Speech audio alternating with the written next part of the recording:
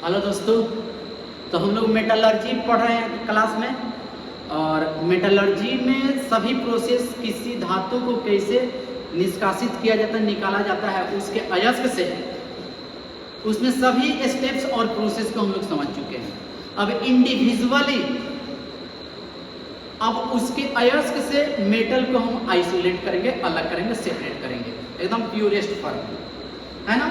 तो सबसे पहला चीज हम लोग पढ़े हुए हैं क्लासेज में कि किसी धातु को अयस्क से निकालना हो, सेपरेट करना हो, तो सबसे पहला स्टेप हम लोग जानते हैं बाबू। सबसे फर्स्ट स्टेप हम लोग का होता है, पहला स्टेप होता है कि उसको पहले हम क्या करेंगे, ग्राइंडिंग, मतलब कि उसको चूर कर लेंगे, अयस्क को क्या कर लेंगे, चूर कर लेंगे। तो सबसे पहले हम लोग क्या कर लेते हैं, ग्राइंडिंग या क्रशिंग कर लेते हैं, ग्राइंडिंग या क्रशिंग कर लेते हैं, ठीक है ना। इसके बाद स्टेप सेकेंड में ग्राइंडिंग और क्रशिंग के बाद कंसंट्रेटेड, उसके बाद जो कोर है उसका क्या करते हैं हम लोग, कंसंट्रेशन करते हैं। और फिर कंसंट्रेशन के बाद थर्ड स्टेप में उसको ऑक्साइड में चेंज करते हैं। और ऑक्साइड में चेंज करना मतलब कि निस्तापन या वर्जन कराया जाता है, मतलब रस्टिंग या कैल्सिनेशन कराया जाता है, ठीक है ना। और फाइनली जैसे हम लोग रस्टिंग और कैल्सिनेशन करा लेते हैं, मेटल ऑक्साइड मिल जाता है, फिर उसका हम लोग क्या करते हैं, रिडक्शन कराते हैं। और रिडक्शन करा करके मेटल प्राप्त करते हैं। रिडक्शन के बहुत सारे मेथड्स हैं। जैसे ही रिडक्शन से हमको मेटल मिलेगा तो उसको हम प्यूरिफाई करेंगे, मतलब जो इम्प्यूरिटीज होगा उसको केमिकल मेथड्स या फिजिकल मेथड्स या किसी माध्यम से उसको क्या किया जाएगा, प्यूरिफाई किया जाएगा, है ना। जैसे हम लोग फर्स्ट मेटल का निष्कर्षण पढ़ रहे हैं, एक्सट्रैक्शन ऑफ जिंक, मतलब जिंक का निष्कर्षण, इसका हिंदी क्या होगा, जिंक का निष्कर्षण। देखो भाई, इंडिविजुअली मेटल का हम लोग आइसोलेशन पढ़ रहे हैं, एक्सट्रैक्शन पढ़ रहे हैं, निष्कर्षण पढ़ रहे हैं, तो आपको चीजें या स्टेटमेंट जो है ये इंग्लिश में है, बट जब हम ग्रुप में शेयर करेंगे चीजें तो आपको हिंदी में ही सब बताएंगे, समझाएंगे, नो डाउट। इसका स्टेटमेंट, पूरा स्टेटमेंट हिंदी में रहेगा प्लस इंग्लिश में रहेगा, बट इस समय आपको इसमें स्टेटमेंट जो है इंग्लिश में है, ठीक है भाई। तो देखिए, सबसे पहले हम लोग जिंक का निष्कर्षण पढ़ रहे हैं। और जिंक का निष्कर्षण हम लोग इसके मुख्य अयस्क जिंक ब्लेंड ZnS से करेंगे, इसका निष्कर्षण, है ना। जिंक का बहुत सारा और हो सकता है, लेकिन जो चीफ और है, मेन और है, मुख्य जो अयस्क होता है ZnS से हम लोग क्या करते हैं भाई, जिंक को आइसोलेट करते हैं, मतलब अलग करते हैं, सेपरेट करते हैं।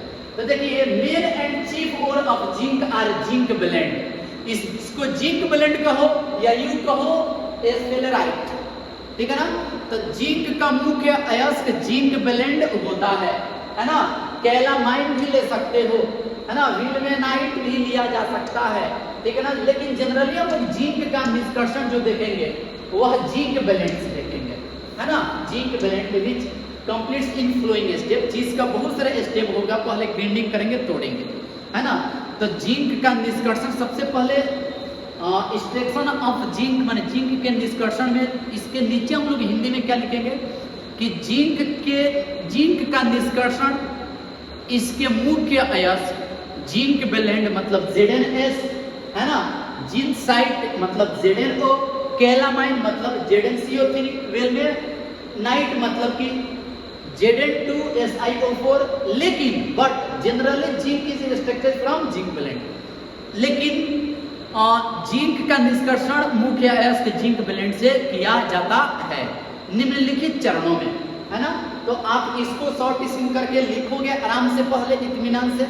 उसके बाद अब जैसे हम लोग को ये अयस्क मिला जिंक ब्लेंड, तो सबसे पहला स्टेप क्या होगा, सबसे पहला स्टेप फर्स्ट क्या करेंगे, जो हमारे पास जिंक ब्लेंड अयस्क होगा उसको हम लोग क्या करेंगे, पहले चूर कर लेंगे, ग्राइंडिंग या क्रशिंग के माध्यम से। सबसे पहला स्टेप में बड़े बड़े लंप को, जिंक के अयस्क जिंक ब्लेंड के लंप को, बड़े बड़े टुकड़ों को पहले क्या करेंगे, ग्राइंडिंग करेंगे, उसको तोड़ लेंगे छोटे छोटे कण में, है ना। मतलब स्टेप फर्स्ट में ग्राइंडिंग एंड क्या, ग्राइंडिंग एंड अब कंसंट्रेशन भी इसमें ऐड कर लिया गया है। ग्राइंडिंग के बाद क्या करेंगे भाई, कंसंट्रेशन करेंगे। माने first of all ore is ordered and then it concentrated by froth flotation methods. सबसे पहले जिंक ब्लेंड अयस्क जो है जिंक का, उसको क्रशिंग करके उसको क्या कर लेंगे, पाउडर फॉर्म में चूर कर लेंगे। तो सबसे पहले अयस्क को चूर कर लिया जाता है, पहला स्टेप। इसी में कंसंट्रेशन भी है। तो ZnS सल्फाइड अयस्क है। अब तुमको पता है भाई कि सल्फाइड अयस्क का सांद्रण फेन उत्प्लावन विधि से किया जाता है, अर्थात इसका सांद्रण फेन उत्प्लावन विधि से किया जाता है। तो भाई ग्राइंडिंग माने तोड़ने के बाद, चूर करने के बाद उसका सांद्रण फेन उत्प्लावन विधि से किया जाएगा। क्यों किया जाएगा फेन उत्प्लावन विधि से?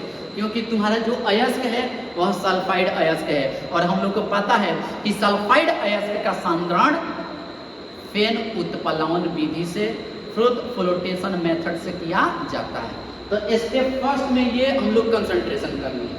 दूसरा स्टेप सेकेंड है कंसंट्रेशन के बाद इसको हम लोग क्या करेंगे, कंसंट्रेशन के बाद इसको ऑक्साइड में बदलेंगे। मतलब ZnS को साफ सुथरा कर लिए, अब इसको ऑक्साइड में बदलना है।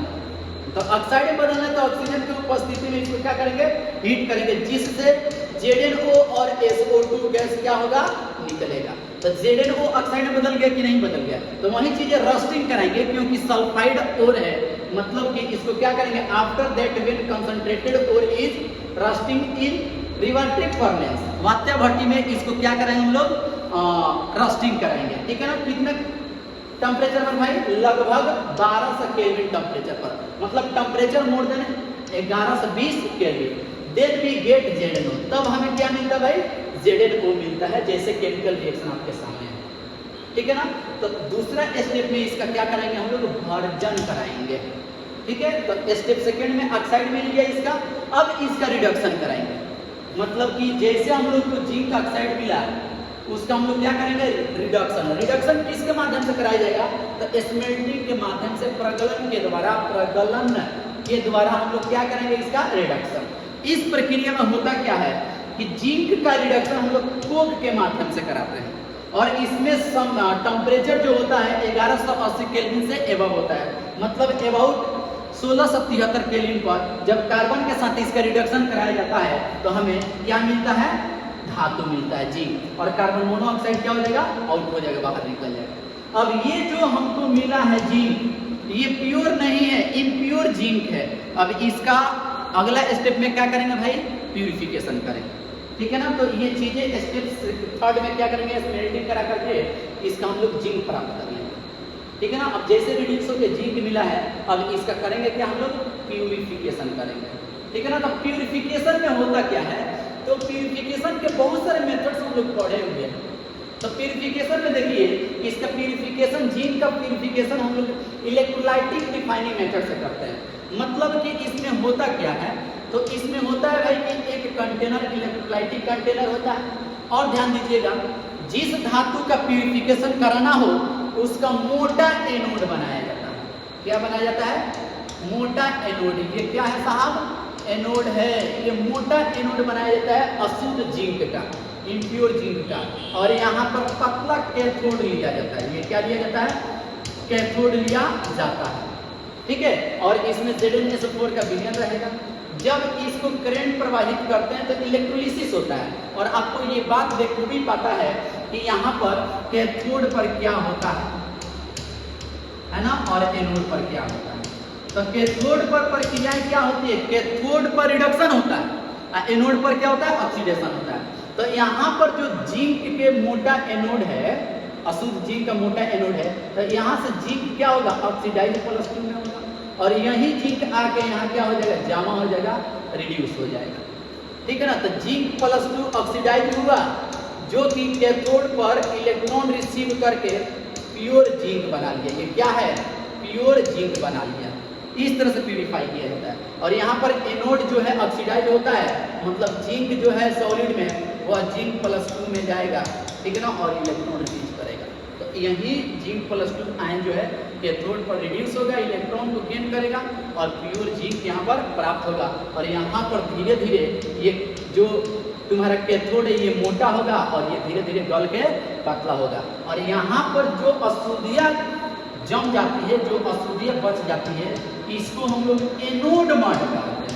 क्या कहते हैं साहब? एनोड मड कहा जाता है। तो इस प्रकार से हम लोग क्या करते हैं, हम लोग जिंक का रिफाइनिंग करते हैं इलेक्ट्रोलाइटिक मेथड से। आप इसको नोट कर सकते हैं, हम ग्रुप में इसका हिंदी इंग्लिश दोनों सेंड करेंगे। चलिए लिख लीजिए। अब देखिए ये तुम्हारा ओवरऑल क्या था, जिंक का निष्कर्षण है ना। अब जिंक के निष्कर्षण के बाद हम लोग कॉपर का निष्कर्षण पढ़ेंगे, ठीक है ना। अब कॉपर के निष्कर्षण में सेकेंड धातु का आइसोलेशन करने जा रहे हैं, कॉपर का निष्कर्षण। तो कॉपर के निष्कर्षण में होता क्या है कि कॉपर का मुख्य अयस्क लेते हैं, जैसे कॉपर पाइराइड, मतलब CuFeS2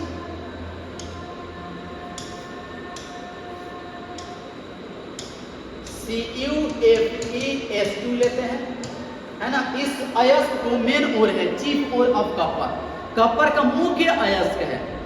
अब इसके द्वारा हम लोग को क्या करना है, यहाँ से कॉपर शुद्ध निकाल लेना है। तो सबसे पहला स्टेप भाई साहब क्या होता है कि जो मेरे पास अयस्क है कॉपर का, कॉपर पाइराइड्स बड़ा बड़ा लंप टुकड़ा के रूप में होगा, तो पहले ओकरा के तोड़ के ग्राइंडिंग करके ओकरा के चूर कर लेंगे, पाउडर फॉर्म में कन्वर्ट कर लेंगे, है ना। स्टेप फर्स्ट में फिर सांद्रण करेंगे।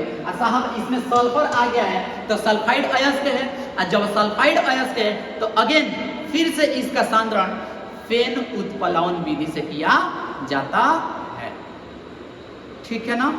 तो ये दो स्टेप हुआ, सांद्रण कर लिए। अब सांद्रण के बाद हम लोग क्या करेंगे साहब, रस्टिंग या भर्जन, रस्टिंग और या कैल्सिनेशन कराएंगे, भर्जन या निस्तापन कराएंगे, ठीक है ना। तो इसमें अशुद्धि के रूप में क्या है, Fe है। तो इसमें कुछ एक्स्ट्रा मेथड्स भी आएंगे इसके मतलब ऑक्साइड को चेंज करने, इसके ऑक्साइड में बदलने के लिए, है ना। तो कुछ एक्स्ट्रा स्टेप भी आएंगे, किसी धातु को निकालना होता है अयस्क से। तो मेथड्स, जनरल मेथड से यही होता है कि पहले चूर कर लेंगे तोड़ ताड़ के, दूसरा स्टेप कंसंट्रेशन, तीसरा स्टेप ऑक्साइड में बदलना, चौथा स्टेप ऑक्साइड में बदलने के बाद रिडक्शन करके धातु प्राप्त करना, पांचवा में शुद्धिकरण करना। लेकिन इसमें ये 5 स्टेप, इसमें स्टेप बढ़ भी जाएंगे। कुछ ऐसे भी धातु के निष्कर्षण हम लोग देखेंगे जैसे कॉपर ही है, इसमें कुछ स्टेप भी बढ़ जाएंगे, क्योंकि उस स्टेप से जब काम नहीं चलता है तो एक्स्ट्रा स्टेप भी क्या हो जाता है, इसमें इन्वॉल्व हो जाता है, चीज़ें को क्या करने के लिए, आइसोलेट करने के लिए, निकालने के लिए, है ना। तो यही है main and chief ore of copper are copper pyrite, CuFeS, है ना। कॉपर का मुख्य अयस्क कॉपर पाइराइड होता है ना। इसके अलावा और भी बहुत सारे इसके क्या है, अयस्क है। लेकिन जनरली हम लोग जो एक्सट्रैक्शन पढ़ते हैं, इसके द्वारा पढ़ते हैं भाई Cu2S के द्वारा, चाहे कॉपर पाइराइड्स के द्वारा पढ़ा जाता है। तो सबसे पहला स्टेप क्या होता है, इसको आप लिखोगे अंग्रेजी में, हिंदी में हम आपको ग्रुप में सेंड करेंगे। तो पहला स्टेप भाई क्या है, वही जो आपको समझाया गया है, क्रशिंग एंड कंसंट्रेशन। तो सबसे पहले first of all ore is powder, सबसे पहले अयस्क को चूर कर लिया जाता है, and then it is concentrated by flotation method. फिर इसका सांद्रण फेन उत्प्लावन विधि से किया जाएगा। क्यों किया जाएगा, क्योंकि अयस्क सल्फाइड है। चीजें स्पष्ट है। चलिए स्टेप फर्स्ट का काम खत्म। स्टेप सेकेंड में क्या करेंगे हम लोग, सर रस्टिंग कराएंगे। अब रस्टिंग में क्या होता है, क्यों रस्टिंग कराएंगे, क्योंकि मेरे पास जो अयस्क है वह सल्फर है, ठीक है। तो इसका रस्टिंग जब कराया जाएगा, Cu2S को हम लोग क्या करेंगे भाई, रस्टिंग कराएंगे। तो यहाँ पर Cu2S जो है कन्वर्ट हो जाएगा किसमें, Cu2O में, ठीक है ना, प्लस SO2 में। लेकिन ये ध्यान रहे कि 100% Cu2 में नहीं बदलता है, इसका सेल्फ रिडक्शन होता है, जो कि आगे के प्रोसेस में हम लोग देखेंगे। मतलब इसमें Cu2S का मात्रा 100% ये Cu2 में नहीं बदलता है, कुछ मात्रा बच जाता है Cu2S, जिसका सेल्फ रिडक्शन कराया जाता है। और सेल्फ रिडक्शन से मेटल जो प्राप्त करते हैं, किन किन धातु के लिए होता है ये, तो बाबू कॉपर के लिए है, सिल्वर के लिए अप्लाई होता है, और Hg के लिए, इसी के लिए क्या होता है, अप्लाई होता है, ठीक है ना। चलो अब देखो, तो ये रस्टिंग के जो बताए प्रोसेस, लेकिन 100% Cu2S Cu2 में नहीं बदलता है, इसकी मात्रा बच जाती है। तो इसका अगला स्टेप बढ़ जाता है। इसमें क्या करते हैं हम लोग, स्मेल्टिंग कराते हैं। क्या कराते हैं भाई, स्मेल्टिंग। तो देखो Cu2 is present top in Ellingham diagram. देखो एक चीज आपको बताएंगे लास्ट में इलिंगम डायग्राम के बारे में। इलिंगम डायग्राम बेसिकली आधारित है आपका इलेक्ट्रोकेमिकल सीरीज में, इलेक्ट्रोकेमिकल सीरीज से ये रिलेट करता है, ठीक है ना। तो इलिंगम डायग्राम जब हम लोग पढ़ेंगे तो इलेक्ट्रोकेमिकल सीरीज से हम कंसेप्ट आपको बताएंगे। वो चीज़ कुछ नहीं है, इलेक्ट्रोकेमिकल सीरीज का वहाँ सीरीज होता है इलिंगम डायग्राम। तो जो कॉपर होता है आपका इलिंगम डायग्राम में क्या होता है भाई, ऊपर होता है, ठीक है ना। इलिंगम डायग्राम पर क्या होता है, ऊपर होता है। तो हम कह सकते हैं कि जो इलिंगम डायग्राम में ऊपर होता है ना, उसका ऑक्साइड अनस्टेबल होता है, मतलब उसको सिंपल गर्म भी कर दिया जाए तो क्या हो जाएगा, वो कॉपर में रिड्यूस हो जाएगा, ठीक है ना। तो इसलिए Cu2 is smelted with coke in blast furnace, then we get copper. इसलिए बाबू ब्लास्ट फर्नेस में वात्या भट्टी में हम लोग कोक मिलाकर, इसमें कोयला मिलाकर के कॉपर में रिड्यूस कर लेते हैं। तो हमको ये क्या हो गया, कॉपर मिल गया, है ना, कार्बन के प्रेजेंस में स्मेल्टिंग कराया गया। तब जैसे कॉपर मिला उसके बाद इसमें और भी चीजें हैं कि अशुद्धि के रूप में यहाँ क्या होता है, Fe होता है। जब अशुद्धिया Fe है तो इसमें मामला ये है कि अशुद्धिया जब Fe है तो इसमें हम लोग सिलिका को मिलाते हैं। इसलिए सिलिका को मिलाते हैं कि जो इसमें FeO है वह सिलिका से कंबाइन करके एस्लेग बना लेगा, FeSiO3, और ये एस्लेग बन जाएगा ना तो आराम से निष्क्रिय पदार्थ होता है बाहर निकल जाएगा, ठीक है ना।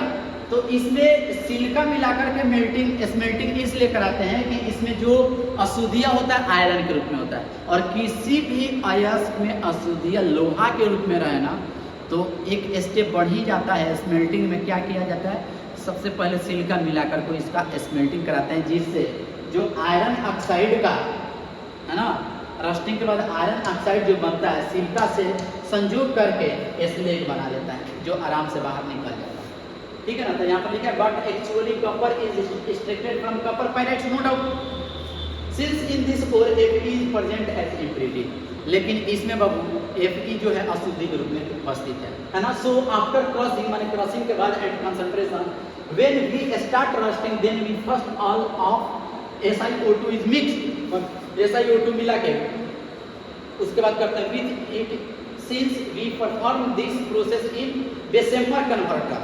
बेसेमर कन्वर्टर मतलब वह भट्टी के जैसा होता है, बेसेमर कन्वर्टर हम दिखाएंगे आपको converter. So this process is called bessemerisation. In Bessemer converter है ना, बेसेमर कन्वर्टर, बेसेमर परिवर्तक mainly two process take place.